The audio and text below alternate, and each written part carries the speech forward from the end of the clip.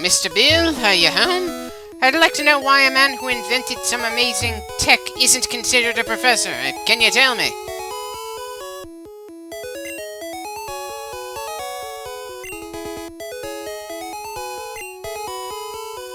Well, excuse me for not being able to tell if you're true blue or not. The original Pokemon generation didn't have the kind of hardware that would allow for more than 2 or 3 colors at a time. Of course, now I'm curious just what kind of Pokemon he ended up transformed into when he did whatever he was trying to do, and if this was all the inspiration Nintendo needed to make the Mystery Dungeons games for the Game Boy Advance.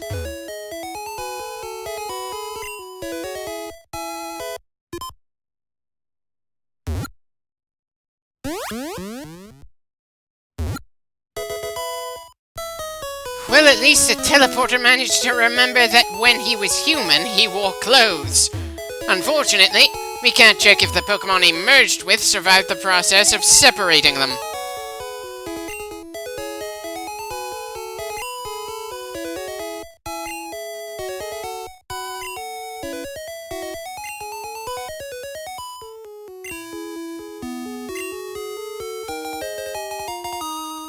That's right. All this was for a ticket to a boat we didn't know would be a thing yet, since it's in the town that comes after Cerulean.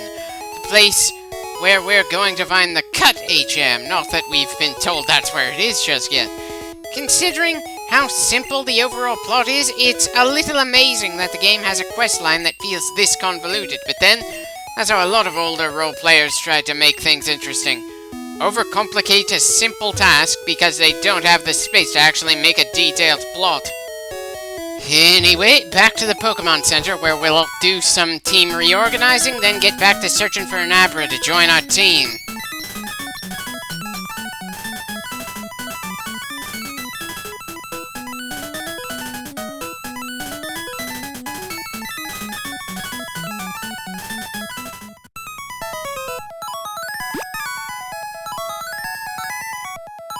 Okay, apparently Pokeballs are a more immediate thing to grab than Toimaru to replace Marbleback in the next gym.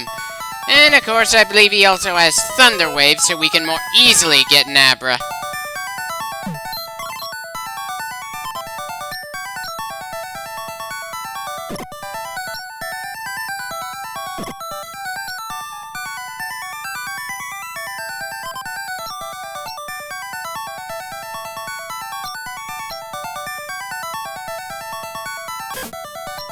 Wait, why did I throw Nim in there when he's still gonna be pretty solid against the Cerulean Gym?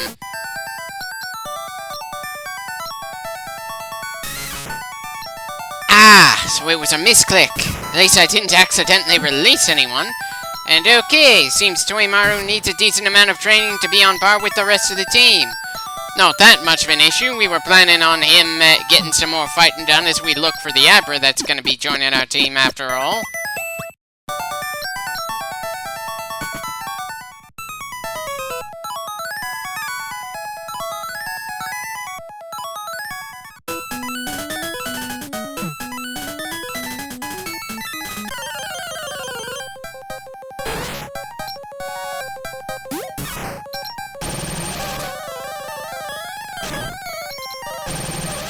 Certainly not a surprise that Kakunas don't last all that long against a Pikachu. It's not like we're tackling against something that only knows how to get harder. By the way, is it quite so easy to make that into a joke in Japanese as it is in English? Huh. Okay, I was hoping Toimaru would improve our luck, but I somehow didn't expect we'd get that lucky that fast.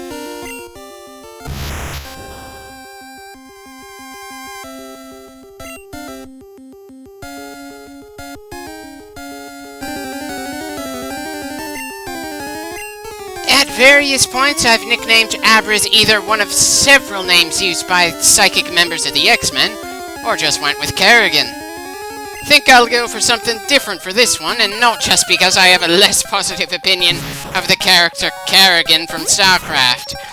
We have long searched for the one psychic that will be on this team, and I look forward to seeing what he will be capable of. When he's ready, of course. At this point, He's essentially another Magikarp we have to take the time and effort to get up to snuff. He's got no offensive moves, and will need to be switched out constantly. Especially annoying since we're still fresh from Takanobori, going from pathetic to easy as well. But hey, that's just part of the game.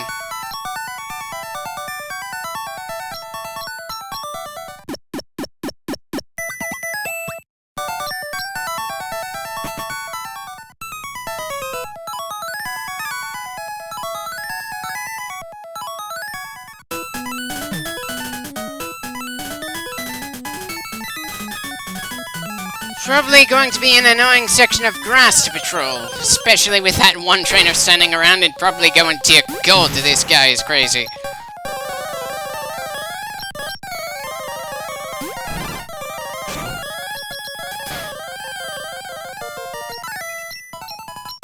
Yeah, definitely gonna take a while if that's the amount of experience we're gonna be getting. Since we don't have an experience bar to tell us just how far from leveling up we are, and nothing in-game to tell us when we're gonna learn our first offensive move, I may as well try a quick trip back to the bar and get a drink or two to try keeping myself relatively sane here. Just give me a moment.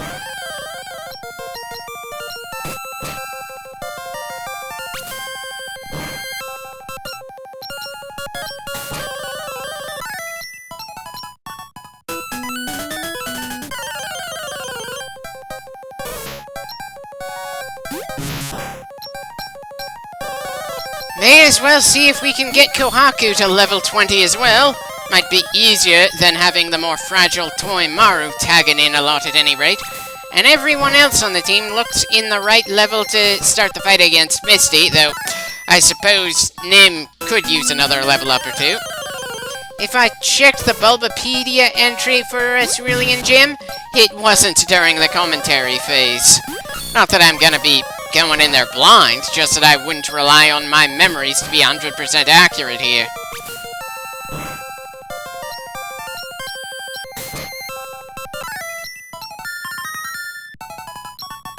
Right, one level up down, quite a few more to go. And they would go by a lot faster if Neo wasn't so damn defenseless at this point. Especially since I think Oddish, Kakuna, and Ekans are all weak to Psychic. But no, he doesn't even have a bare-bones basic strike of any type whatsoever right now.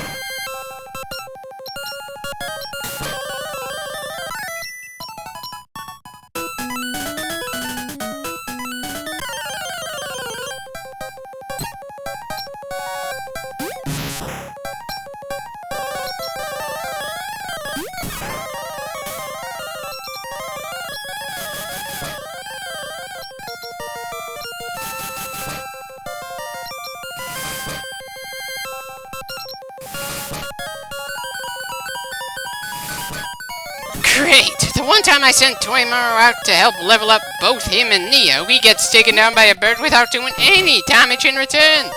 Sure, a good amount of that has to do with luck rather than Pikachu being terrible or something. Just like me taking Bellram off the team had nothing to do with him being bad, so to speak. It was just that we needed to put someone else in that spot. And part of their bad luck is just the fact that, on a first glance, I'm not inclined to consider them a permanent member of the team. And again, I am kind of dreading when I will eventually have to take Nim and Mig off the team for good, since they aren't mons I have in mind for the championship and all that. Nuzlocke runs have that part easier. They either get to keep their best mons from one gym to the next, or they replace anyone who didn't make it. Whereas the only thing to blame for Pokemon no longer being on my team is going to be me here.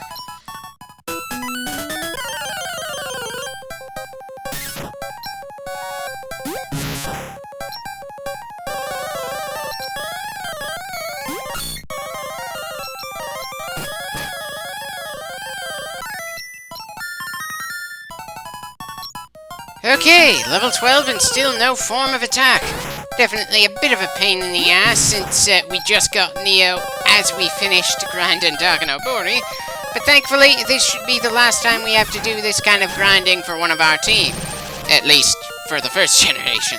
Hell, once Neo's up to snuff, then the only slot left on the team will be the one for a fire type. and fire types tend to come in the middle or late game. Hence why it's so tempting all the time to grab the fire starter. You can generally get water and grass before the third gym, but I can't think of too many examples of fire types you can catch in the wild before then.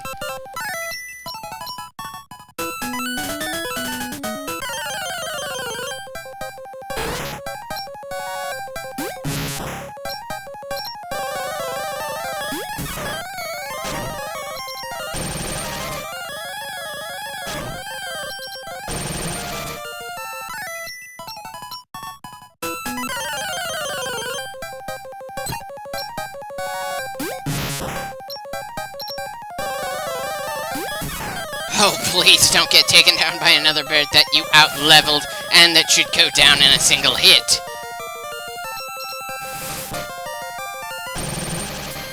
Okay, better than the previous time Toymaru switched in to deal with a Pidgey, but still not exactly great either. He's essentially a glass cannon that doesn't have quite enough cannon to make up for how fragile he is. Granted, it wouldn't be so bad if he got the first hit in, but since we switch him out from the completely defenseless Neo, he's not playing to his strengths at all. Not that I've given him any chance to prove himself in even the most minor way when there's a trainer to fight, but still, yikes.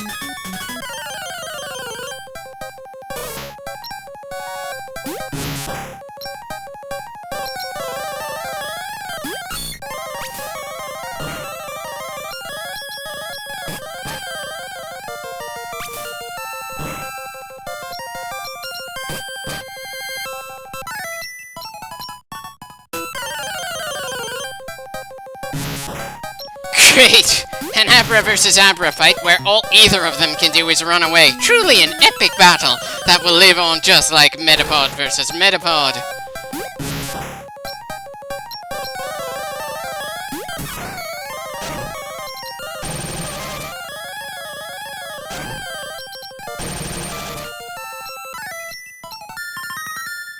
"13 and still unable to fight for himself in even the most basic of ways.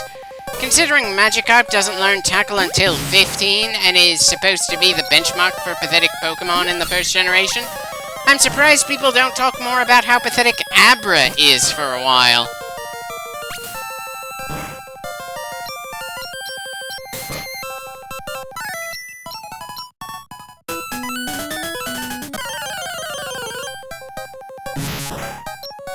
Another Abra encounter! It's probably just my imagination, but it feels like we're running into them more frequently than when we were actively trying to find one.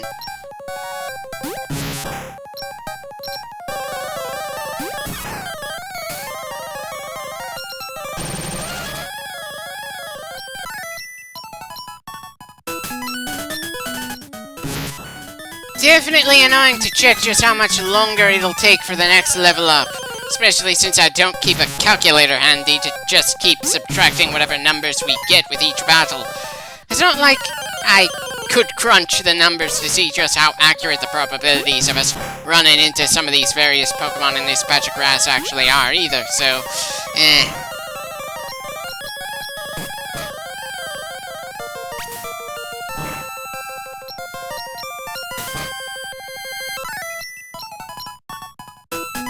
Right! Moving to a different patch of grass, if only to give myself something different to look at than the same lake to our right, and the same befuddled trainer just standing in place, while we essentially pace so much the ground should be growing a trench. Seriously, at what point would pacing back and forth just make tall grass stop pushing its way back up to a standing position?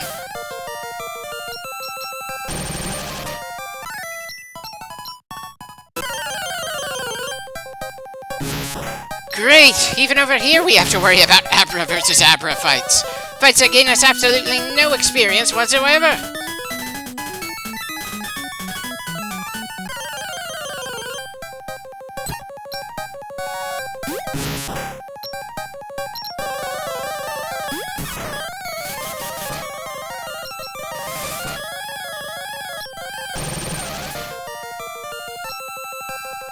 Should I just stop sending Toymaru out against Pidgeys, since he keeps taking so much damage before we take down a single bird?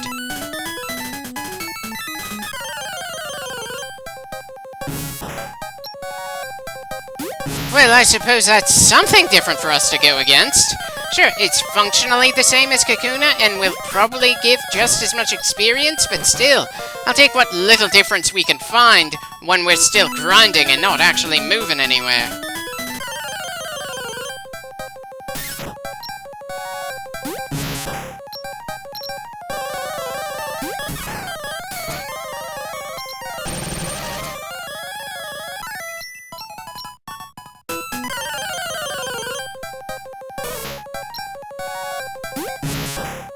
Place your bets. Will Kawaku get to level 20 before Neo learns how to fight for himself?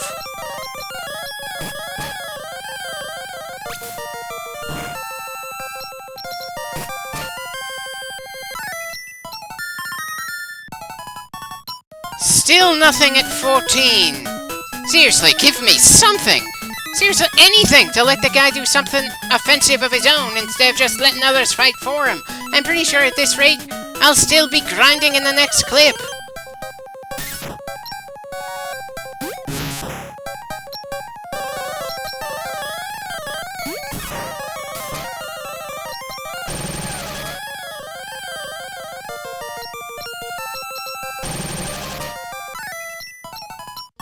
Again?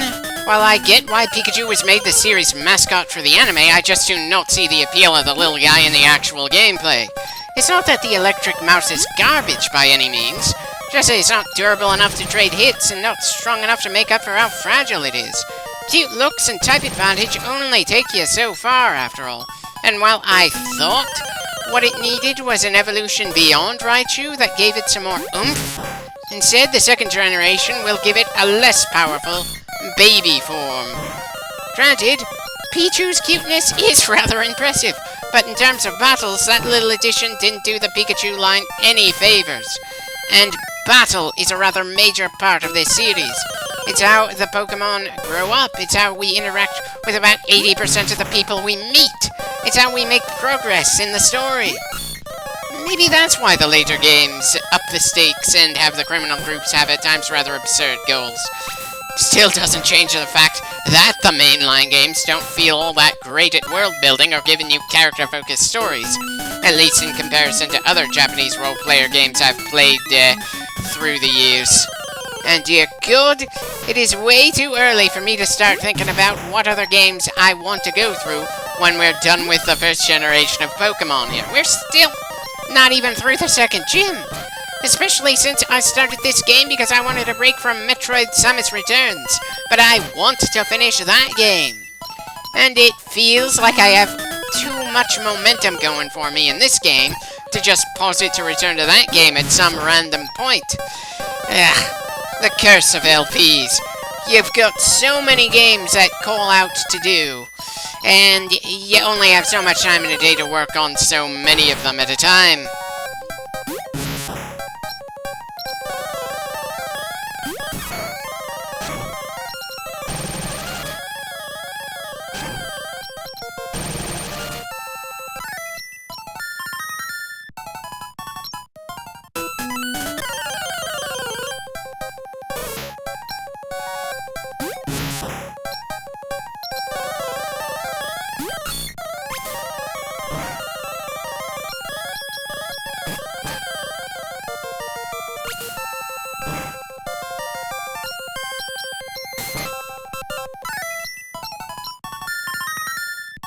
Right, welcome to level 20, Kawaku. Was kinda hoping that Neo would have an offensive move before that happened, but it's not that big of a deal.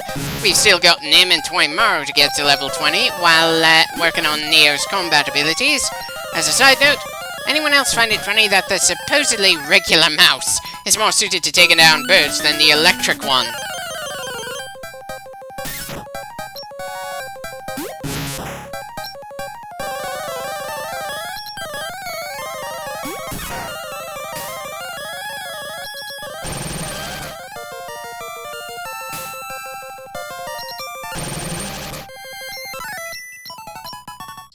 Definitely getting to the point where we're going to need to fall back to the Pokemon Center again. Well, part of me feels I should have done that already, considering how worn down Toymaru is looking at this point. Still, at least taking down bugs is easier for him than birds, considering we need to keep giving the wild ones a free shot, since Neo has still yet to learn any offense of his own just yet.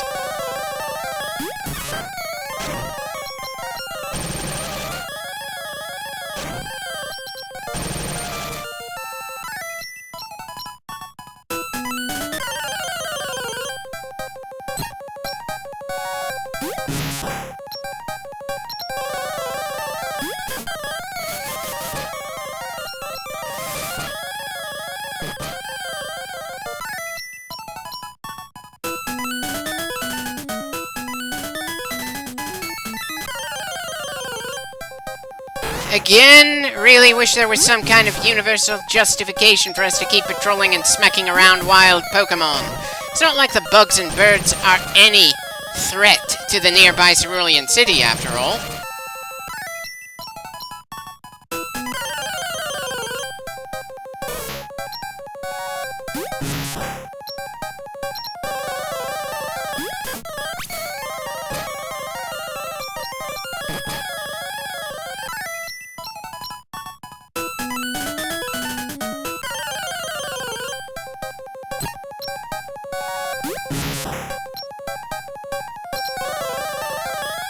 Yeah. As great as Nim is, he just can't keep this up for much longer.